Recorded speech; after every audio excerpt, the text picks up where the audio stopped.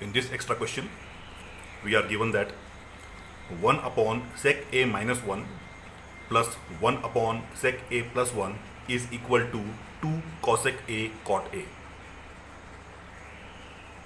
So, using the left hand side part of this identity, we will take here LCM of this.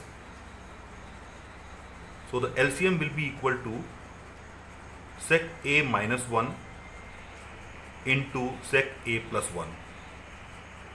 So in denominator we will get sec a plus 1 cross multiplying here plus sec a minus 1. Now here plus 1 and minus 1 can cancel. So we get sec a plus sec a, that is equal to 2 sec a upon sec a minus 1, sec a plus 1 is like a plus b, a minus b. So using a plus b, a minus b is equal to a square minus b square, we get sec square a minus 1 square, and 1 square is 1, so we don't write square here. That is equal to 2 sec a upon, now using trigonometric identity, sec square a is equal to 1 plus tan square a, and when we transpose 1 to left hand side we get sec square a minus 1. So sec square a minus 1 is equal to tan square a.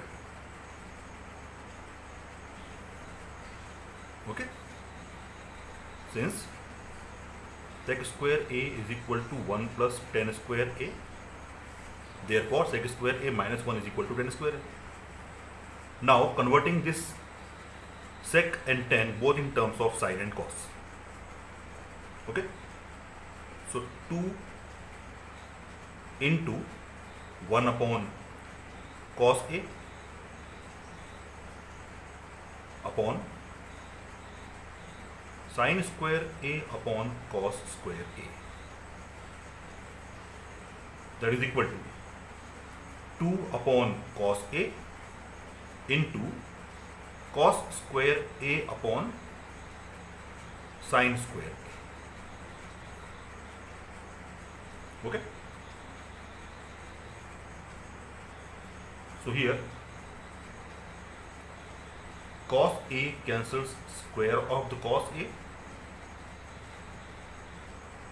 and we can write this as 2 into cos a upon, using sine square a as sine a into sine a, expanding it.